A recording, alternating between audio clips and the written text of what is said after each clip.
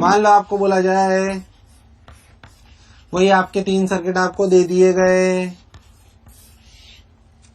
बोलो क्लियर है, ये 3 ओम है, ये 12 ओम है, ये 8 ओम है, ठीक। ई की वैल्यू दी गई है 20 साइन ओमेगा टी और सब चीजें पूछी गई हैं। मैं स्टेप बाय स्टेप आपको सब निकालना सिखाता हूं, या चाहो तो आपको क्या क्या निकालना है मैं बता देता हूं। आपको Z निकालना है, आपको I0 निकालना है, आपको I as a function of time t निकालना है। 3 मेजर चीजें जो आपको निकालनी है। आपको पावर फैक्टर कॉस अल्फा भी निकालना है। स्क्रीन स्टॉप करो और ये निकाल लो तो फिर सॉल्यूशन देखो, ठीक। चलो सॉल्यूशन देखते हैं। सबसे पहले Z बनाने के लिए R इधर 3, XL ऊपर 12, XC नीचे 8, 12 में से 8 गया 4, 4 और 3 5, इधर 4 इधर 3, Z कितना आया भाई 5, एंगल कितना आया भाई 53 डिग्री, मतलब करंट और वोल्टेज में क्या 53 डिग्री का एंगल है। बहुत बढ़िया। I0 की वैल्यू फिर से सब लोग देखें, 20 V0 बाई Z यानी कि 5 यानी कि 4 एम्पियर। क्या I लिखा जाएगा 4 ampere into sine of phase of current पीछे है 53 डिग्री से, तो लिखा जाएगा ओमेगा टी माइनस 53 डिग्री। ध्यान से देखो तो ये क्या सब पुरानी कहानी है। किसी भी LCR सर्किट में अगर मुझसे ये पूछ लिया जाए तो मेरे लिए बताना कोई खास बात नहीं। हेलो निकाल लेंगे, सब कुछ तो आता है। मैं वही पुरानी बात है, बस ऐसे डायग्राम बनाना है, फिर से उसे इम्पीडेंस कहते हैं। कुछ उसमें रॉकेट साइंस नहीं। बोलो कर सकते हो क्या? पावर फैक्टर क्या होगा R/Z, क्या होगा R/Z, Z की वैल्यू कितनी यानी 3/5 0.6। बोलो कि LCR सर्किट कर सकते हो? डर तो नहीं लगा? पक्का? चलो और इसमें कुछ अच्छी बातें करते हैं, क्योंकि LCR सर्किट एक बहुत स्टैंडर्ड फॉर्मेट है। खैर मैं आपको एक और चीज इसमें बताना चाहता हूं, आपको इस सवाल में ही समझ में आ जाएगा। मैं आपसे पूछूं कि what is the value of VL0, मतलब पोटेंशियल अक्रॉस इंडक्टर की peak value, that is equal to I0 into XL। Obviously I0 कितना आया बताना जरा, 4 इंटू XL कितना 12, मतलब कितना 48 वोल्ट। ओ ऐसे ही VC0 निकालो, 8 इंटू 4 32 वोल्ट। आपको एक बात देख के आश्चर्य होगा कि सप्लाई जो ली है उसकी पीक वैल्यू 20 है, बट अगर मैं यहां आउटपुट ले लूं तो जो आउटपुट आएगा उसकी पीक वैल्यू 48 वोल्ट आई। अरे वाह, ये तो चमत्कार है। It is one of the use of LCR circuit. Input supply 20 है, जबकि आउटपुट सप्लाई अगर इंडक्टर के अक्रॉस ले लो तो पीक वोल्टेज के लिए 48 वोल्ट आई है। इसका मतलब क्या वोल्टेज एम्पलीफाई हो गया? Yes. So this is one of the use of LCR circuit, that LCR circuit can be used as a voltage amplifier instrument.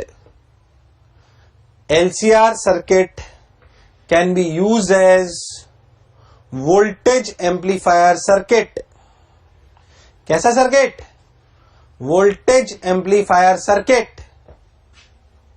बोलो थोड़ी थोड़ी फील आई क्या? पक्का? गुड। अच्छा और बातें करते हैं भाई इसमें, और क्या क्या है देखो, और चर्चा करते हैं कैसे। देखो मान लो कि हम कुछ और बात करें कि यार एक स्पेशल सर्किट लेते हैं। इसके Z पे अगर चर्चा करें, सोच के देखो तो सर्किट में मैक्सिमम एनर्जी का फ्लो कब होगा? मैक्सिमम एनर्जी पावर कब सबसे ज्यादा होगी? पावर क्या होती देखना भैया, क्या I² RMS इंटू R, ऐसे लिख सकता हूं? पक्का? सोच लो, आई स्क्वायर RMS का मतलब क्या लिख सकते हैं? वही E square RMS by I square RMS लिखते हैं, E square by RMS by Z square into R. कैसे भी लिख सकते हैं? ओके। ई स्क्वायर RMS वो सप्लाई जो हमारे घरों में आ रही है, तो ये तो फिक्स्ड है। बोलो क्लियर? पक्का? ओके। अब जेड, इस चीज को मैक्सिमाइज करने के लिए आर तो फिक्स्ड है, जेड को वेरी करा सकते हैं। क्यों? क्योंकि ओमेगा वेरी करा सकते हैं, मान लेते हैं ऐसा। ठीक, अगर जेड को वेरी करा सकते हैं तो जेड की मिनिमम वैल्यू क्या हो सकती है? क्या हो सकती है? सोच के देखो, जेड है क्या रियलिटी में? ध्यान से देखो तो आपको दिखाई दे रहा है power maximum implies Z minimum. Z minimum, Z की वैल्यू है कितनी? Under root of X L minus X C का whole square plus R square. ये जीरो तो नहीं हो सकती। क्या ये जीरो हो सकता है? जेड मिनिमम इंप्लाइज एक्सएल बराबर एक्ससी। जब ये एक्सएल बराबर एक्ससी हो जाता है, यानी कि ओमेगा एल बराबर 1/ओमेगा-c हो जाता है, यानी कि ओमेगा स्क्वायर बराबर 1/LC, ओमेगा बराबर रूट LC, यानी कि f बराबर 1/2π√LC। जब इतनी फ्रीक्वेंसी हो जाती है सोर्स की, तो एक्सएल बराबर एक्ससी हो जाता है और सर्किट में मैक्सिमम एनर्जी का प्रवाह होता है, और इस कंडीशन को कहते हैं रेजोनेंट कंडीशन। क्या कहते हैं? It's a special case. ये तब होता है जब एक्सएल बराबर एक्ससी हो जाता है और मैक्सिमम एनर्जी मिल रही होती है, और उसे रेजोनेंट कंडीशन कहते हैं, और इसे कहते हैं रेजोनेंट फ्रीक्वेंसी। कई बार आपसे रेजोनेंट फ्रीक्वेंसी पूछी जाएगी, इसलिए अगर फॉर्मूला याद रहे तो उसमें कोई बुराई वाली बात नहीं है। यह है आपकी रेजोनेंट फ्रीक्वेंसी। क्या है आपकी रेजोनेंट फ्रीक्वेंसी? तो आपका एल, ये सी, ये आर। बोलो क्लियर है? फ्रीक्वेंसी बराबर 1/2π√LC। सबने बोला ठीक, मैं नहीं बोल रहा। रेजोनेंट फ्रीक्वेंसी में क्या होता है भाई? मैक्सिमम पावर ट्रांसफर होती है। और हम ऐसा भी कहते थे कभी कभी कि it acts as a purely resistive circuit. क्यों? एक्सएल बराबर एक्ससी हो गया। एक्सएल बराबर क्या हो गया? एक्ससी। अगर एक्सएल बराबर एक्ससी हो गया तो प्योरली रेजिस्टिव सर्किट होगा। प्योरली रेजिस्टिव सर्किट हो गया तो उसे बोलते हैं रेजोनेंट फ्रीक्वेंसी। बहुत सवाल आएंगे इस पे कि ऐसा बोला जाएगा ये circuit act as a purely resistive circuit, LCR circuit. तो आपको समझ जाना है कि वो रेजोनेंट सर्किट, रेजोनेंट फ्रीक्वेंसी में बात कर रहा है। और रेजोनेंट फ्रीक्वेंसी की वैल्यू कितनी है? एफ बराबर 1/2π√LC। खूब सारे सवाल दिखेंगे, डरने की कोई जरूरत नहीं। इसका यूटिलाइजेशन मैं आपको बता देता हूँ एक, ताकि आपको समझ में आए कि उसकी कितनी वैल्यू है। आपने ट्रांजिस्टर देखा होगा, पुराने ट्रांजिस्टर में देखा हो तो एक नॉब घुमाते थे। जब नॉब घुमाते थे तो भैया जो है अलग अलग स्टेशन आता था, कभी विविध भारती, कभी 94.3 FM, कभी 92.7 FM। बेसिक फंडा क्या था मैं आपको समझाता हूं अच्छे से। जब आप नॉब घुमाते थे तो बेसिकली आप कैपेसिटेंस चेंज करते थे उसकी। क्या चेंज करते थे? कैपेसिटेंस। अब कैपेसिटेंस चेंज करते थे, मान लो कि 92.7 मेगाहर्ट्ज जो फ्रीक्वेंसी है, आपने कैपेसिटेंस इतनी सेट कर दी कि ये एफ की वैल्यू 92.7 आ गई। अब एंटीना को सारी फ्रीक्वेंसी मिल रही है, 94.3, 92.7, विविध भारती, सब। बट वो किस फ्रीक्वेंसी के लिए सबसे ज्यादा एनर्जी लाएगा? जिसमें क्या रेजोनेंट फ्रीक्वेंसी होगी। अब मान लो आपने सी इतना सेट कर दिया कि फ्रीक्वेंसी 92.7 हो गई, तो आपको कौन सा चैनल सबसे ज्यादा सुनाई देगा? 92.7। That is how radio works. Basic पुराने फंडे ऑफ रेडियो, बिल्कुल सिंपल। नॉब जो घुमाते थे आप, अब तो बहुत टेक्नोलॉजी चेंज हो गई है, तो हमारे क्लिक पे सब कुछ होता है, but still these are the basic fundas कि when you change the C, you change the resonant frequency, and as you change the resonant frequency, you will get the maximum energy for the desired station, for the desired station. So that is the use of resonant frequencies. क्या अपन सवाल कर सकते हैं? पक्का? Resonant frequency पे थोड़ी सी और चर्चा अपन कर लेते हैं। जेड मिनिमम कैसे ग्राफ राफ कभी कभी आपको बनवाए जाते हैं, हालांकि बहुत ज्यादा डिटेल में आपकी इस पे बातें चर्चा नहीं है। एक आध चीजें मैं आपको बता देता हूं, देख ध्यान से इधर। कैसे? सुन, अगर आप बहुत ध्यान देखो तो जेड को, अगर आप बहुत ध्यान देखो तो जेड की अगर आप वैल्यू पे चर्चा करो तो आपको थोड़ी सी चीजें समझ में आएंगी कि जो आपकी जेड की वैल्यू है वो अंडर रूट है एक्सएल माइनस एक्स स्क्वायर, यानी कि ओमेगा एल माइनस 1/ओमेगा-c का whole square plus R square. अगर आप बहुत ध्यान से चर्चा को देखो तो जब जब आप सर्किट में ओमेगा चेंज करते हो तो जेड चेंज होता है। ध्यान से देखो तो जेड की जीरो मतलब मिनिमम वैल्यू कितनी हो सकती है? जेड की आर कितनी हो सकती है? आर। तो जेड और ओमेगा का जो ग्राफ आता है ना, कुछ कुछ ऐसा आता है। देखो कुछ इस प्रकार का। ये omega resonant frequency F not, ठीक, रेजोनेंट फ्रीक्वेंसी। इधर करोगे तो भी ये वैल्यू स्क्वायर होके बढ़ेगी, उधर जाओगे तो भी ये वैल्यू स्क्वायर होके बढ़ेगी, और जेड मिनिमम की वैल्यू कितनी होती है, आर। ऐसे ही अगर आप आई नॉट जो होता है, आई नॉट आपका क्या होता है, आपका आई नॉट होता है ई नॉट बाई जेड। तो उस आई नॉट का जो ग्राफ है वो मैक्सिमम कब जाएगा, जब जेड मिनिमम होगा तो इस प्रकार का आएगा। ये रेजोनेंट फ्रीक्वेंसी कहलाती है एफ नॉट। अगेन इस तरह के आपका फ्रीक्वेंसी के साथ ग्राफ आता है रेजोनेंट फ्रीक्वेंसी। इस ग्राफ की बहुत इंपॉर्टेंस होती है कि ग्राफ कैसे, क्वालिटी फैक्टर है क्या है, क्वालिटी फैक्टर वगैरह आपके कोर्सेज में नहीं है, इसलिए मैं उस पर ज्यादा चर्चा नहीं कर रहा हूं। क्वालिटी फैक्टर होती है resonant frequency upon bandwidth. Bandwidth क्या होती है, I naught by root two, I naught by root two. ये जो पीक वैल्यू आई है ना आपकी आई की, आई नॉट की पीक वैल्यू, उसकी जब 1/√2 हो तो इसे कहते हैं बैंडविड्थ। बहुत ज्यादा चर्चा नहीं कर रहा हूं, क्यों, क्योंकि आपके कोर्स में नहीं है, कभी आ जाए तो लिख लेना बस। बैंडविड्थ क्या है, मान लो पीक वैल्यू है, इसकी √2 टाइम्स जो वैल्यू होंगी ना, उससे जो बैंड बनेगा, जो फ्रीक्वेंसी बैंड होगा, इनके बीच का गैप, उसे कहते हैं बैंडविड्थ। इसकी वैल्यू होती है बहुत ज्यादा। थोड़ा सा इसे समझा देता हूं कि अगर ये बहुत ज्यादा वैल्यू होगी ना, तो बेसिकली आपको कई स्टेशन एक ही जगह मिल जाएंगे। रेडियो से रिलेट कर रहा हूं मैं। इस मान लो ये फ्रीक्वेंसी है रेजोनेंट फ्रीक्वेंसी, ये जल्दी से गिरना चाहिए ग्राफ। जल्दी से गिरेगा तो बाकी स्टेशन के लिए एनर्जी बहुत कम हो जाएगी। अगर ये बहुत बड़ा होगा ना, तो फिर बाकी स्टेशन आपको इंटरफेरेंस दे सकते हैं। इसलिए इसकी शार्पनेस बहुत इंपॉर्टेंट होती है। उसी के लिए बोलते हैं क्वालिटी फैक्टर। क्यों, वो क्या होती है, रेजोनेंट फ्रीक्वेंसी अपॉन बैंडविड्थ। उसकी वैल्यू आगे चल के आती है XL/R। Resonant frequency upon bandwidth, उसके लिए आती है XL/R। क्या आती है, XL/R। खैर अपने उससे मतलब नहीं, ग्राफ राफ थोड़े बहुत आप याद रख लो, बाकी आपको कोई परेशान होने की जरूरत नहीं है। क्लैरिटी एकदम। चलो भाई, ये आपके थे LCR सर्किट। कौन से सर्किट थे, LCR सर्किट। तो अपन ने पावर फैक्टर पढ़ लिया, LCR सर्किट पढ़ लिया, अपन ने ये पढ़ लिया, अपन और भी चीजें पढ़ चुके हैं अपन। और देख, एक और जो इसमें आखिरी चीज रह गई अगेन, वो है ट्रांसफॉर्मर। मैं आपको सही बताऊं तो मैं अभी 5 मिनट में आपको ट्रांसफॉर्मर पढ़ा दूंगा। बट ट्रांसफॉर्मर इलेक्ट्रॉनिक्स ब्रांच का, IIT में या किसी भी अच्छे कॉलेज में आप जाओगे तो इलेक्ट्रॉनिक ब्रांच का पूरा एक सेमेस्टर होता है किस पे, ट्रांसफॉर्मर पे। तो मैं आपको बहुत बेसिक सा एक ओवरलुक दे रहा हूं बस, जो बेसिक सवाल आपके पास आप पे आते हैं।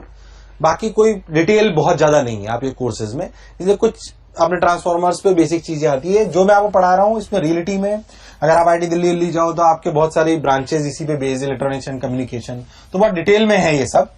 बट आपने को वही पढ़ना है जो अपने विद इन द कोर्स है ना। फर्स्ट ईयर में जाओगे तो पढ़ाया जाएगा। हम भी IIT BHU में गए तो हमें बहुत सारा पढ़ाया गया वो है। बट हम बेसिक बात करेंगे। एक बेसिक बात जो अपने लिए है वो है ट्रांसफॉर्मर। क्या है, ट्रांसफॉर्मर। आपके समझने की बात, आपने देखा हो तो कई बार हम सुनते हैं यार बिजली गई, यार ट्रांसफॉर्मर उड़ गया होगा, है ना। सुना है नहीं सुना ऐसा। तो ट्रांसफॉर्मर जो अपने मोहल्ले के आसपास लगा होता है ना, मैं उसी को पढ़ा रहा हूं।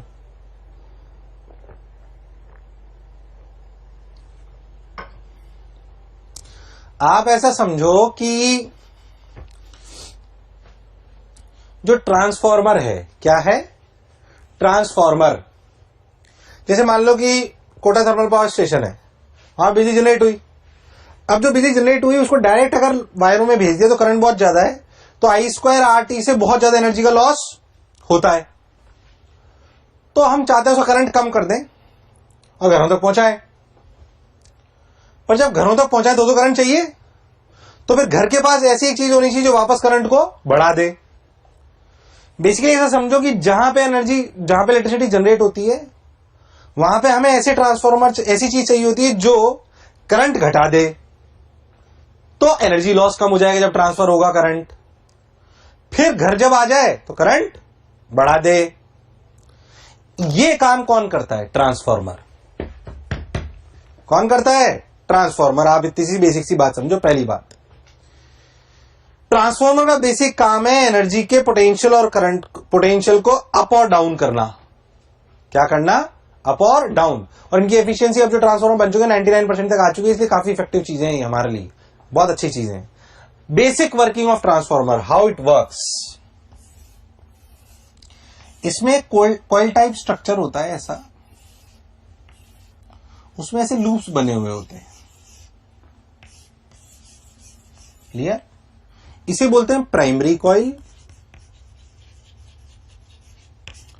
और इसे बोलते हैं सेकेंडरी कॉइल, जहां से आउटपुट लेते हैं बेसिकली। तो ये हमारा आउटपुट है और ये हमारा इनपुट है। बोलो क्लियर? असलियत में हम कैसा मानते हैं, सुने ध्यान से, कि जो प्राइमरी कॉइल से हमने इनपुट दिया, जो प्राइमरी कॉइल से हमने इनपुट दिया, उसका आउटपुट हम निकालना चाहते हैं। जब हमने यहां पे मान लो कोई सप्लाई लगाई, कोई भी सप्लाई, मान लो हमने सप्लाई लगाई यहां पे EI या E primary sine omega D types, उस सप्लाई वजह से करंट बहा, यहां फ्लक्स आया। क्या आया? फ्लक्स। ऐसा समझो कि जितना फ्लक्स यहां आया वो पूरा का पूरा ट्रेवल करके यहां चला गया। बोलो क्लियर? एकदम पूरा का पूरा ट्रेवल करके यहां चला गया। अब जब वो यहां से यहां गया तो हमने ऐसा माना कोई लॉस नहीं हुआ। ऐसा मान लो रियलिटी में 99% तक रहता है अचीवमेंट। तो हम तो अभी जो पढ़ रहे हैं उसमें हम पूरा आइडियल कंडीशन मानते हैं और हम मानते हैं कि पूरा का पूरा वहां चला गया। आप अगर बहुत ध्यान से देखो तो इसके एक लूप में जो फ्लक्स होगा वही इसके एक लूप में फ्लक्स होगा, बट यहां फ्लक्स अलग, टोटल यहां अलग। क्यों? क्योंकि यहां नंबर ऑफ टर्न्स अलग और यहां पे नंबर ऑफ टर्न्स अलग। ये कहलाएगा number of turns in primary coil, ये कहलाएगा number of turns in secondary coil. Number of turns in primary coil and number of turns in secondary coil. अगर आप बहुत ध्यान से देखो तो जो इसकी सप्लाई है, इसका जो फ्लक्स है बेसिकली वो ही इसको जनरेट, जैसे मान लो यहां टोटल फ्लक्स है 5 प्राइमरी, तो बेसिकली E प्राइमरी है क्या? d5 बाई dt, यही है। ऐसे ही 5 सेकेंडरी वो जो भी है, तो जो E सेकेंडरी है यानी कि आउटपुट वो क्या है? d5s by dt। अब सोचो तो इसमें जो फ्लक्स आया, जो लाइन साइन, वही ट्रेवल करके यहां आ गई, तो इनमें टोटल फ्लक्स सेम है या flux in one loop same है? Flux in one loop same है। तो 5p को क्या लिखा जा सकता है? 5 को मान लो फ्लक्स इन वन लूप। अब समझो 5p को क्या लिखा जा सकता है? np इंटू 5, और 5s को क्या लिखा जा सकता है? ns into 5। जब डिफरेंशिएट करोगे तो d5 dt आ जाएगा, d5 dt तो दोनों में सेम आ जाएगा। बोला आएगा नहीं आएगा? तो सोच के देखो EP और ES जब लिखोगे तो d5 dt आएगा तो NP आ जाएगा बाहर, उधर से आ जाएगा NS बाहर, तो d5 dt तो कॉमन आ जाएगा। तो सोच के देख E secondary by E primary क्या आ जाएगा? NS by NP। Important formula, यही काम का है आपके। सेकेंडरी यानी कि आउटपुट जो मिला, P मतलब जो इनपुट डाला, वो प्रोपोर्शनल होते हैं नंबर ऑफ टर्न्स के। अब सोच, मैंने आपको क्या समझाया? जहां जनरेशन होता है, इलेक्ट्रिसिटी जनरेशन, वहां पे क्या रिक्वायरमेंट है?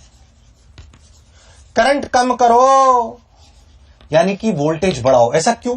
मान लो मेरे पास पावर है VI, बेसिकली मैं पावर कांस्टेंट रखते हुए V को घटा देता हूं या V को बढ़ा देता हूं तो I घट जाता है। I घटाने का फायदा, ट्रांसमिट करोगे तो एनर्जी कम लॉस करेगी, तो V बढ़ाना चाहिए तो पावर उतनी ही रह जाएगी। तो V बढ़ाने के लिए इलेक्ट्रिसिटी जनरेशन पे हम जो ट्रांसफॉर्मर यूज करते हैं उन्हें बोलते हैं step up transformer. Step up transformer का मतलब आउटपुट पोटेंशियल ज्यादा होना चाहिए, कम ज्यादा। अगर ज्यादा होना चाहिए मतलब NS ग्रेटर देन NP। ठीक? कस्टमर वाली जगह पे क्या वापस सोच, अगर हमारी टीवी में आपने देखा होगा तो 1100 वोल्ट सप्लाई, 5000 वोल्ट सप्लाई, उतनी वोल्ट की सप्लाई से अगर हमारी टीवी चलाएंगे चलेगी थोड़ी, फूट जाएगी वो तो। ठीक? तो उस सप्लाई को कम करना चाहते हैं, जो हमारे घरों के पास ट्रांसफार्मर लगे होते हैं वो स्टेप अप होते हैं, स्टेप डाउन? कौन से होते हैं? Step down. वो जो वहां से सप्लाई आ रही थी उसको स्टेप डाउन करते हैं बेसिकली फेजेस में। ठीक, हमारे घरों के आसपास जो सप्लाई आ रही है 440 वोल्ट को 220 वोल्ट में से कर रही होती है, वो स्टेप स्टेप होते हैं, उनके सब स्टेशन होते हैं, उस पर अपन बहुत ज्यादा नहीं जा रहे हैं। तो कस्टमर वाली जगह पे अपन यूज करते हैं ट्रांसफॉर्मर्स कौन से, स्टेप डाउन। उस स्टेप डाउन का मतलब कौन ज्यादा होना चाहिए, स्टेप डाउन मतलब ये कम होना चाहिए और प्राइमरी ज्यादा होना चाहिए, मतलब होना चाहिए एनपी ग्रेटर देन एनएस। आपसे सिंपल सिंपल पूछे जाते हैं, बताओ स्टेप अप क्या है, स्टेप डाउन क्या है, सब चीजें आपसे इससे पूछी जाती है, आप कर सकते हो। फिर मैं आपको कह रहा हूं बहुत कम समय में मैंने आपको ट्रांसफॉर्मर पढ़ा दिया। ट्रांसफॉर्मर बस सिर्फ आपको इतना ही पूछा जाता है, इसलिए मैं इतनी ही बात कर रहा हूं। बाकी रियलिटी में पूरी इंजीनियरिंग है, पूरा एक सेमेस्टर है इंजीनियरिंग में सब कुछ। पर अभी आपके लिए अगर कोई सवाल आएगा तो स्टेप अप स्टेप डाउन के लिए आएगा और ये आपसे पूछ लिया जाएगा। बोलो क्लैरिटी है एकदम पक्का? चलो, तो अल्टरनेटिंग करंट समाप्त। छोटा सा टॉपिक, प्यारा सा टॉपिक, शीट कर लें अच्छे से।